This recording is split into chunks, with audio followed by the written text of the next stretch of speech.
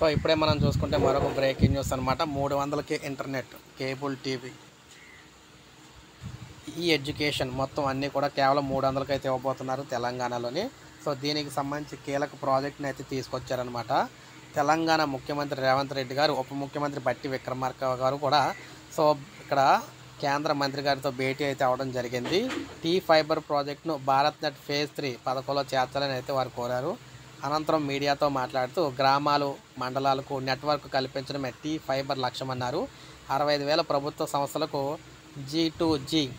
G2C సేవలు అందించాలన్న లక్ష్యంతో ముందుకు వెళ్తున్నట్లు చెప్పారు. గ్రామీణ ప్రాంతాల్లో 63 లక్షల ఇళ్లకు ఇంటర్నెట్ సౌకర్యం కల్పిస్తున్నామని చెప్పేసి అన్నారు. పట్టణ ప్రాంతాల్లో 30 లక్షల ఇళ్లకు ఇంటర్నెట్ సౌకర్యం కల్పిస్తామన్నారు. నెలకు 300కే ఇంటర్నెట్, కేబుల్ టీవీ, ఈ ఎడ్యుకేషన్ సేవలు అందుబాటులోకి అయితే తీసుకొస్తున్నామని, టీ ఫైబర్ అమలుకు అక్కడ NFON సహకారం అవసరమని, భారత్ నెట్ పథకాన్ని టీ ఫైబర్కు వర్తింపచేయాలని, టీ ఫైబర్కు 1779 కోట్ల వడ్డీ లేని రుణం కూడా ఇవ్వాలని కోరారన్నమాట.